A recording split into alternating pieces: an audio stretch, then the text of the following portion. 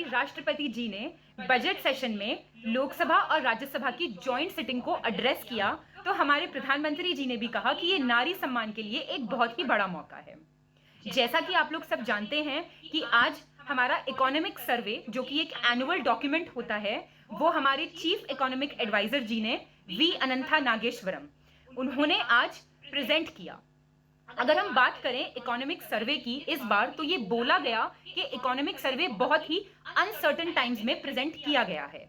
उसकी 3 वजह बताई गई, जिनको 3 शॉक्स के नाम से इकोनॉमिक सर्वे में बताया गया। उसमें से पहला था कोविड का इम्पैक्ट, जिससे अब हम उभर रहे हैं, जिसको चैप्टर 1 में ये भी कहा गया कि रिकवरी कंप्लीट हुई है।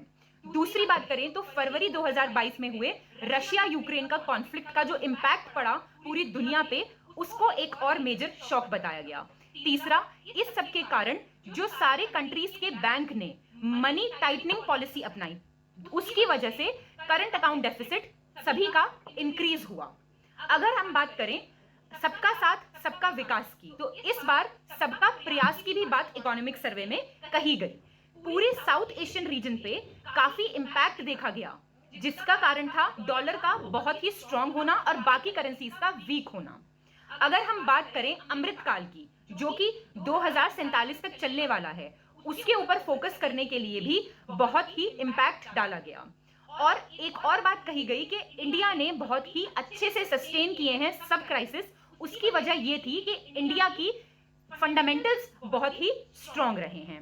बात करें अगर ओवरऑल टर्म्स में, तो Indian economy 5th largest economy रही।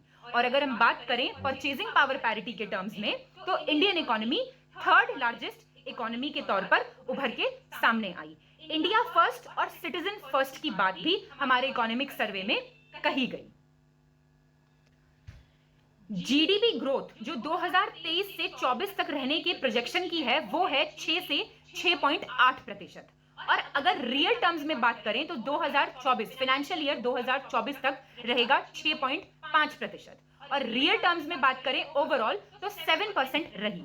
कैपिटल एक्सपेंडिचर जो रहा वो काफी इंक्रीज हुआ है, लगभग 63.4%। रिटेल इन्फ्लेशन नवंबर 2022 में आरबीआई के काफी कंट्रोल में रहा। अगर हम बात करें शेड्यूल्ड कमर्शियल बैंक्स के ग्रॉस एनपीए की, तो वो भी काफी कम देखा गया एट 5.0। 41.5 करोड़ लोग पावर्टी से बाहर आए, अगर हम विश्वास माने यूएनडीपी के मल्टी डायमेंशनल पावर्टी इंडेक्स पे। एनवायरमेंट से रिलेटेड बात करें तो ये बोला गया कि क्लाइमेट चेंज एक बहुत ही मेजर फैक्टर रहा और नेट जीरो प्लेज इंडिया ने लिया नेट जीरो एमिशंस गोल 2070 तक जो है उसको अचीव करने के लिए। लाइफस्टाइल फॉर एनवायरनमेंट को लॉन्च किया गया कि हमारा लाइफस्टाइल ऐसा होना चाहिए जो हमारे पर्यावरण के लिए बहुत अच्छा हो। प्राइवेट इन्वेस्टमेंट की बात करें अगर एग्रीकल्चर में, तो 9.3% का इंक्रीज देखा गया और बहुत ही ज्यादा फोकस किया गया मिलेट्स, मोटे अनाज के को बढ़ावा देने के लिए। ई कॉमर्स मार्केट की अगर बात करें तो ये माना जा रहा है कि ये 18% तक बढ़ जाएगा 2025 से। इंडिया रेमिटेंसेस का लार्जेस्ट रेसिपिएंट रहा। 220 करोड़ कोविड वैक्सीन अब तक हम एडमिनिस्टर कर चुके हैं, जो कि एक बहुत ही बढ़िया बात है।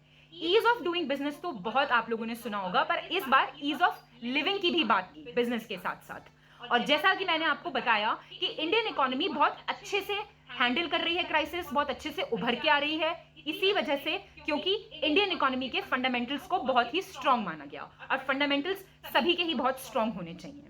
अब अगर बात करें डिटेल्ड इकोनॉमिक सर्वे की, तो डिटेल्ड इकोनॉमिक सर्वे आपको आज से 20 से 25 दिन बाद कंप्लीट डिस्कशन, जो कि बेस्ट होता है यूट्यूब पे, ज्ञान सर खुद करते हैं, वो आपको फ्रीली अवेलेबल कराया जाएगा, जैसे कि हर साल अवेलेबल कराया जाता है बजट के साथ साथ। कल बजट पेश हो जाएगा, उसके साथ साथ आपको ये अवेलेबल करा दिया जाएगा।